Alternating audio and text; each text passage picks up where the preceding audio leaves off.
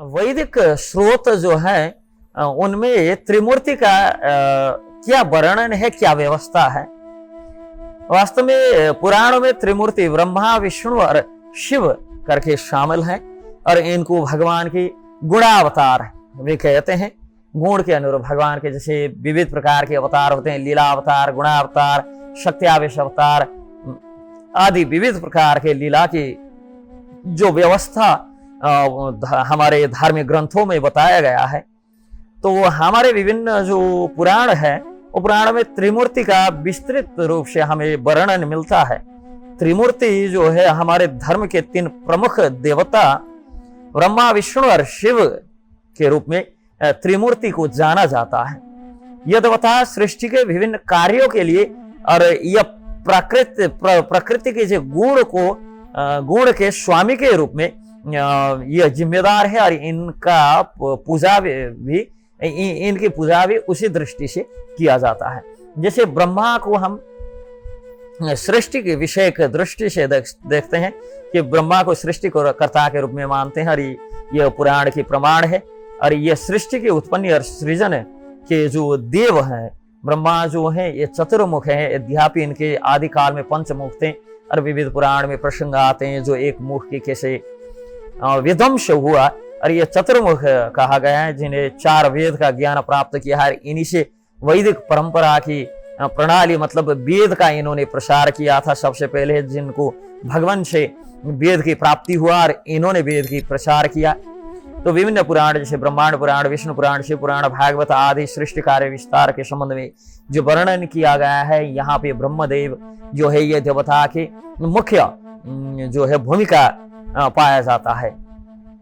और वेद और मंत्रों में ब्रह्मा के संबंध में वेद में भी अनेक मंत्र हैं। ऋग्वेद में ब्रह्मा के कई सूक्त मिलते हैं, उनकी महिमा का जो वर्णन करते हैं, जो अनेकन सूक्त विशेषतः ऋग्वेद में मिलता है।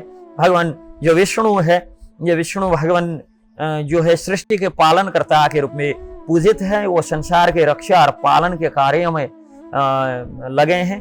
और भगवान विष्णु जो चतुर्बाहु स्वरूप हैं, शंख चक्र गदा पद्मधारी रूप में पुराणों में चित्रित किया गया है। और विष्णु पुराण, भागवत पुराण, नारद पुराण आदि में जो भगवान विष्णु की महिमा और अवतार के विस्तार रूप से हमें वर्णन मिलता है। और भगवान की 10 अवतार आदि विविध का उल्लेख होता है, जिसमें बराह, परशुराम आदि विविध अवतार की चर्चा होता है। और वेद और मंत्र जो वेद में जो मंत्र देख सकते हैं, विष्णु सहस्त्र नाम, नारायण सूक्त, अनेक वैदिक मंत्र भगवान विष्णु की महिमा, जैसे 32-35 ऐसे उपनिषद है जो पूर्णतः भगवान विष्णु के गुणगान पे और उनके मंत्रों पे समर्पित है। जैसे नारायण उपनिषद आदि हैं, गोपाल तापनी उपनिषद आदि आदि। और फिर जो है भगवान शंकर, जिसको हम शिव कहते हैं, संहार के मूर्तिमान है, शिव को संहार करता और पुनर्ष रचना के देव के रूप में भी बताया गया है। त्रिनेत्रधारी एवं जटाजुटधारी उनका तप और ध्यान के जो प्रतीक हैं, वास्तव में श्री राम नाम के जो याजकों के प्रतीक के रूप में भी विविध पुराणों में इनका वर्णन मिलता है। भगवान शंकर की शिव पुराण, लिंग पुराण, स्कंद पुराण आदि, विष्णु पुराण, भागवत आदि पुराण में भगवान शंकर की विविध लीलाओं का वर्णन मिलता है।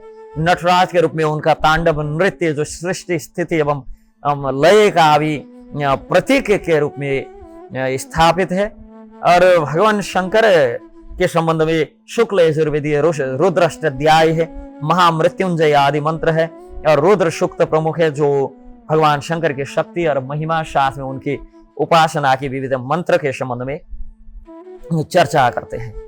और यह त्रिदेव जो हैं, त्रिमूर्ति सृष्टि के संतुलन के वास्तव में प्रतीक है। ब्रह्मा सृष्टि करते हैं, विष्णु पालन करते हैं और शिव संहार करते हैं। यह प्रक्रिया जो जीवन के जो चक्र है, इसको भी दर्शाते हैं। त्रिमूर्ति की जो पूजा है, यह हमारे धर्म में विशेष महत्व रखता है। विविध अनुष्ठान और त्योहार में इनकी त्रिदेव की पूजन होता है, जैसे महाशिवरात्रि और जन्माष्टमी, विविध एकादशी, रामनवमी इत्यादि। इस प्रकार से पूजा होता है। और त्रिमूर्ति के माध्यम से जो व्यक्ति जीवन के विभिन्न जो आयाम है जीवन और जगत के संबंध में, इन्हीं के अध्ययन से वास्तव में हम समझ सकते हैं। ब्रह्मा जो है सृजन के प्रतीक, विष्णु जो है पालन और शिव संहार के जो प्रतीक हैं, ये त्रिमूर्ति मानव जीवन के विभिन्न विविध चरण और समस्त मानव जीवन से लेके समस्त जीव जगत से लेके ये ब्रह्मांड आदि सब का जो है विविध चरणों की ये प्रतीक है, जन्म, जीवन और मृत्यु।